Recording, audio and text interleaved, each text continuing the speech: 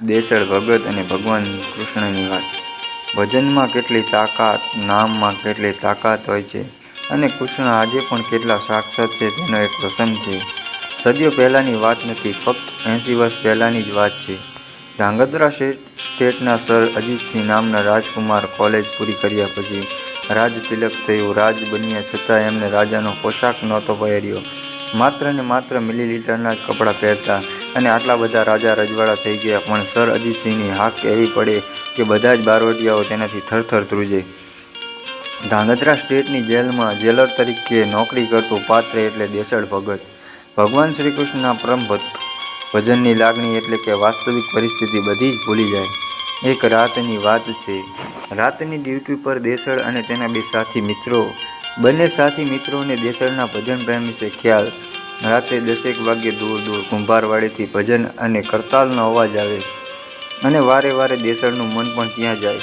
દેસળના એક મિત્રએ કહ્યું, વિશ્વાસ છે અમારી પર તો ચાવી અમને આપ અને જા તારે ભજનમાં જવું હોય તો।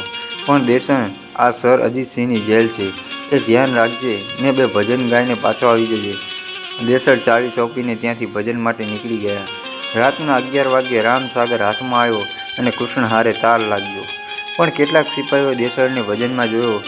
તેમણે સર અજીતસિંહના કાન ફૂંક્યા ને બરાબર 2:15 વાગે ઘોડાની ડાબ સંભળાઈ।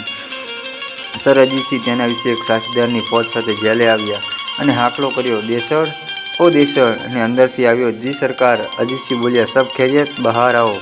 દેસળે બહાર આવીને કહ્યું, જી બાપુ, બધું બરાબર।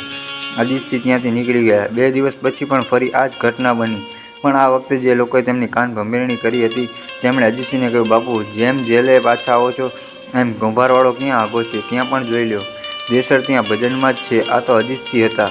દરબારે જવાબ આપ્યો, જેલ મારી જ છે, ત્યાં મારાથી તપાસ થાય અને અહીં દેસળ હાજર છે, કહીને અજીતસિંહ ત્યાંથી નીકળી ગયા। સવારે 4 વાગે પરોઢિયે દેસળ તેના સાથી મિત્રોને કહ્યું, માફ કરજો, ભજનમાંથી આવતા મોડું થઈ ગયું, સરકાર આવ્યા હતા? તેના સાથી મિત્રોએ કહ્યું, ગાંડો થયો છે કે શું દેસળ? રાત્રે 2 વાગ્યે તું આવ્યો, મેં તને ચાવી પાછી સોંપી, 2:15 વાગતા સરકાર આવી અને તે હાજરી પણ પુરાવી। આ રહ્યા તારા અને દરબારના પગલાં, આ જગ્યાએ તો તું ઊભો હતો। દેસળ ભગત સ્તંભ થઈ ગયા। એને પગલાંની ધૂળને માથે ચડાવવા લાગ્યા અને બોલ્યા, આ પગલાં મારા નહીં પણ મારા દ્વારકાધીશના છે, હું તો ભજનમાં હતો, કહી દેહળ ત્યાંથી નીકળી ગયો। તેના સાથી મિત્રોને પણ હરખના આંસુ આવી જાય। વાહ દેહળ, વાહ! ધન્ય છે તારી ભક્તિને, આજે તારા કારણે અમારું પણ જીવન ધન્ય થયું છે। અમે 2 કલાક દ્વારકાધીશ સાથે નોકરી કરી। બીજે દિવસે દેસળ સામેથી અજીતસિંહના દરબારમાં ગયા। દરબારે કહ્યું, કંઈ કામકાજ દેસળ?